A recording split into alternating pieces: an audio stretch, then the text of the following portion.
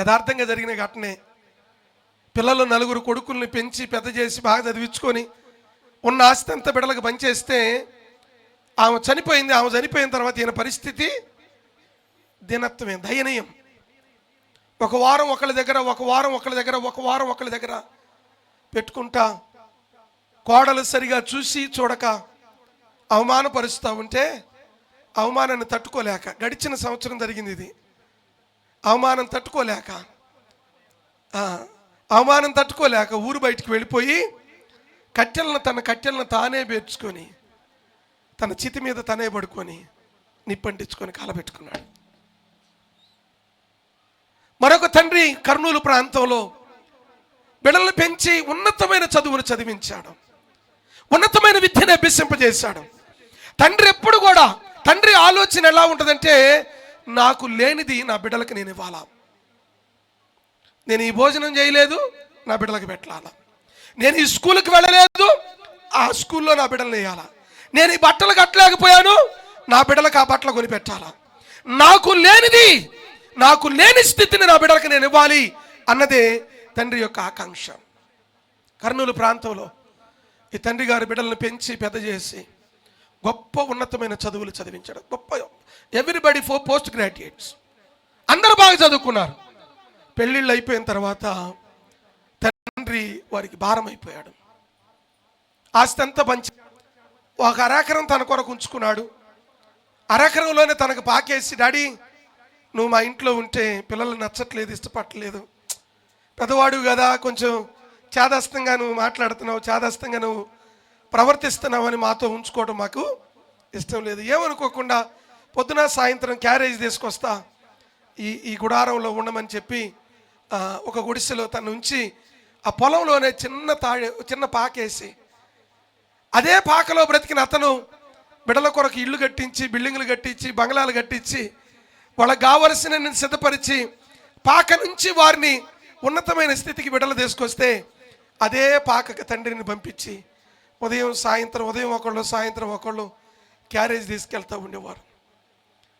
వృద్ధాప్యంలో తల్లిదండ్రులకు కావాల్సింది భోజనం కాదు, వృద్ధాప్యంలో తల్లిదండ్రులకు కావాల్సింది ఆదరణగా మాట్లాడేవారు కావాలా. ఒంటరివాడైపోయాడు. మంచినీళ్ళు అవుతా ఉన్నాయి, లేచి తీసుకోవాలి, శరీరం సహకరించట్లేదు. ఆకలేస్తా ఉంది, సమయానికి ఆహారం తీసుకొస్తానని చెప్పిన కొడుకు ఏదో పనిలో పడి మర్చిపోయి, అంతకుముందు రోజుకి 3 సార్లు భోజనం వచ్చేది, రోజుకు 2 సార్లు అయింది, రోజుకు 1 సారి అయింది. ఆకలేస్తా ఉండి కొడుకు వస్తాడేమో అన్నం తెస్తాడేమో, పిల్లలు వస్తారేమో అన్నం తెస్తారేమో అని చెప్పి అటువైపు కళ్ళు కాయలు కాసేటట్టు ఎదురు చూసేవాడట. నిజంగా జరిగిన ఘటన. కొన్నిసార్లు వాళ్ళకి బుద్ధి పుడితే అన్నం తెచ్చేవాళ్ళు, అవకాశం లేకపోతే తెచ్చేవారు కాదు.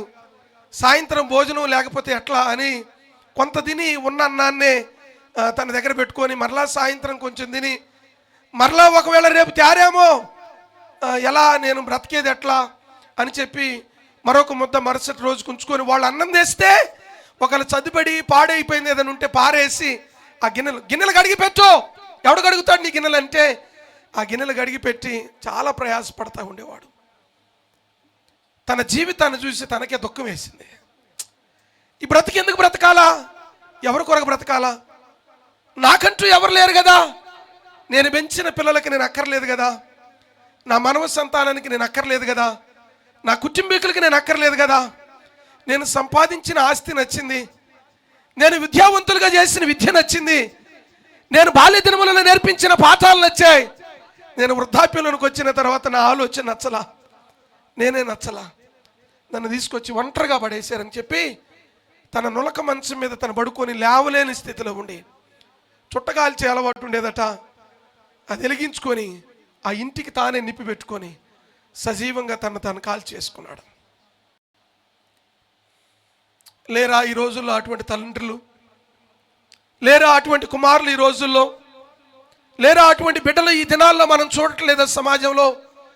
తండ్రి అంటే నచ్చని వారు, తండ్రి ఆలోచన అంటే గౌరవం లేనివారు, తండ్రి చెప్పిన ఆలోచన వెంటనే నాకు చెప్పేదని వారు, తండ్రిని అరే ఒరే అని తోలనాడేవారు, తండ్రిని గురించి భార్య యొక్క చులకనగా మాట్లాడేవారు, తండ్రిని గురించి కుటుంబంలో, సమాజంలో అవమానకరంగా మాట్లాడేవారు. తండ్రి అయితే బిడ్డలు తప్పు చేస్తే తన గుండెల్లో పెట్టుకొని నా బిడ్డలు అలాంటి వారు కాదు, ఒకవేళ వాళ్ళు తప్పు చేసినా నా బిడ్డలు అట్లా చేస్తుండరు అని చెప్పి గుండెల్లో ఎదలో దాచుకుని తండ్రి పరువుని రోడ్డును ఈడ్చే కుమారులు లేరా? అవమానపరిచే కుమారులు లేరా? ఎందరో ఉన్నారు. ఈ ప్రత్యేకమైన దినమన పిల్లరా, మన తండ్రులను జ్ఞాపకం చేసుకోవాలి.